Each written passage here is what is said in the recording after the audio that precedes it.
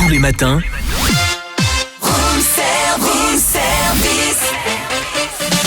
démarrez la journée avec Room Service, votre cocktail survitaminé.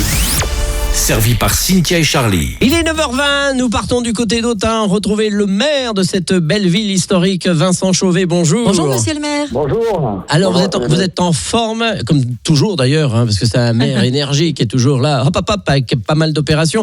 Alors on va parler d'un événement qui va se dérouler ce samedi, puisque la ville d'Autun organise l'inauguration officielle de la restauration des grilles d'honneur du lycée Bonaparte, un ensemble monumental qui a été classé au titre des monuments historiques. Alors combien de temps ces travaux ?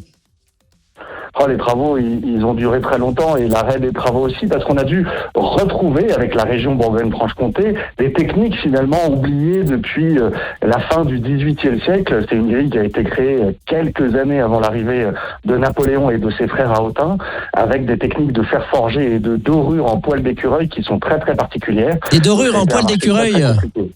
Absolument. Pour poser de la dorure sur les grilles, c'est un pinceau en poil d'écureuil qui est utilisé. Les doreurs ont fini en fait dans les dernières semaines, les dernières retouches, et on est sur une grille magistrale qui a coûté aussi très cher, financée avec la ville et le concours de la région. Et donc il a fallu attendre. Il y a quelques générations de jeunes du lycée qui sont rentrés en seconde, qui sont sortis après le bac et qui n'ont vu qu'une barrière de chantier. C'était pas simplement en effet pour le plaisir, la décoration ou l'héritage napoléonien, c'est qu'il y avait aussi plus de 200 ans après sa construction des problématiques de stabilité. La grille menaçait de tomber et donc ces travaux d'ampleur sont en train de se terminer, seront terminés pour samedi. Alors est-ce qu'on peut dire que le jeune Bonaparte a mis ses mains sur cette grille à un moment donné ? Probablement oui, lui et ses frères qui sont venus. Napoléon arrivait directement de Corse, donc on est certain en tout cas que c'est ce qu'il voyait quand il essayait d'apprendre à parler correctement français. Et puis ses deux frères, Lucien et Joseph, eux sont restés plus longtemps et c'est très lié évidemment à cette période de l'histoire où d'un collège de jésuites on est devenu un lycée, collège et lycée civil, maintenant le lycée Bonaparte, à ne pas confondre avec le lycée militaire d'Autun, qui est aussi très beau, qui abrite le musée des enfants de troupe, qui se situe à un autre endroit et qui est distinct du lycée Bonaparte. Ah oui, c'est deux choses différentes, on ne mélange pas alors. Voilà, le lycée Bonaparte, c'est le lycée public qui a un pôle technologique spécialisé dans le bois, dans les métiers d'art, dans la marqueterie, dans la menuiserie, et puis le pôle général, et puis le lycée militaire qui est aussi un collège, c'est le seul collège militaire de la défense, c'est-à-dire que de l'armée de terre, c'est-à-dire que ça commence en 6e, et on a des jeunes de 6e jusqu'à la 2e année, 3e année de prépa qui sont à Autun pour soit rentrer ensuite dans une carrière militaire, soit dans une carrière civile.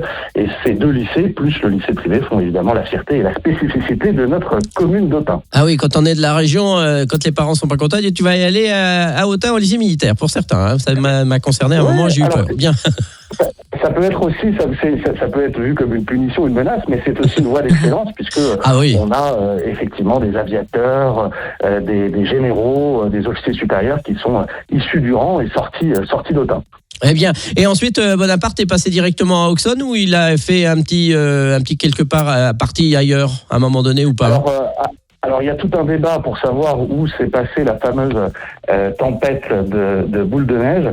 Auxonne, c'est ensuite quand il est affecté en régiment, il va après à Brienne, donc dans le nord, et puis ensuite Auxonne, Valence.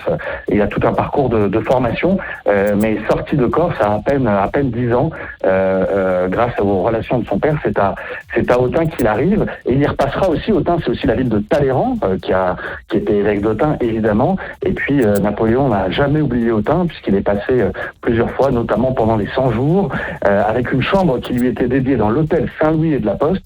Et c'est un hôtel que la mairie vient de racheter et elle cherche actuellement à le restaurer avec l'établissement public foncier régional et puis ensuite à le céder et en faire de nouveau un hôtel. Et il y a toujours la chambre impériale à l'intérieur avec la chambre à coucher de l'empereur et de l'impératrice. Donc à visiter, j'espère bientôt, parce que pour l'instant c'est en rénovation et nous venons de l'acheter. Nous passerons cette délibération au conseil municipal la semaine prochaine. Alors on peut dire ce qui va se passer samedi, donc rendez-vous à 10h30. Voilà, donc nous avons demandé à l'excellente musique napoléonienne de Dijon, la garde impériale, vous les voyez parfois sont des reconstitueurs, mais aussi des musiciens qui vont venir avec les représentants de la région, le vice-président maire de Tournu, mon collègue Bertrand Vaux, et puis un certain nombre d'élus. Il y aura donc de la musique, des discours, et puis ce qui est plus intéressant peut-être, c'est que en fait à partir du 4 décembre jusqu'au 4 janvier à Autun, nous proposons pour les vacances, mais aussi pour les scolaires, un voyage virtuel. C'est Napoléon en réalité virtuelle. Ça a été présenté à Paris et ensuite à Dijon. On est dans les premières villes, ça fait le tour de l'Europe en ce moment. C'est assez bluffant avec des casques qui reconnaissent les mains, qui reconnaissent les autres personnes. C'est vraiment très immersif et ça raconte l'épopée napoléonienne. Donc ça se trouve sous la mairie. On va faire le lancement et la démonstration. Je l'ai vu quand vous avez sur le champ de bataille avec un son 3D, un boulet de canon qui arrive dans les plaines de Russie. Et ben parfois, sans le faire exprès, vous vous écartez, vous faites un pas de côté, et les gens vous regardent de l'extérieur avec un casque, ils se demandent ce que c'est. C'est pour tout public, c'est très fidèle, c'est très historique, et c'est une animation qu'on propose, pendant les vacances d'hiver pour permettre aussi, à tout un chacun et à ceux qui sont parfois en vacances pendant l'été chez les grands-parents à Autun de découvrir l'épopée napoléonienne, effectivement depuis Autun jusqu'à Sainte-Hélène. Merci Vincent Chauvet, maire d'Autun. On ne vous arrête plus. Vous connaissez bien votre leçon par cœur, parce qu'en plus vous êtes le président de la Fédération européenne des cités napoléoniennes. Absolument. Merci et rendez-vous donc samedi à Autun pour cette belle cérémonie avec cette belle grille rénovée. Merci à vous. Retrouvez Room Service du lundi au vendredi de 7h à 10h.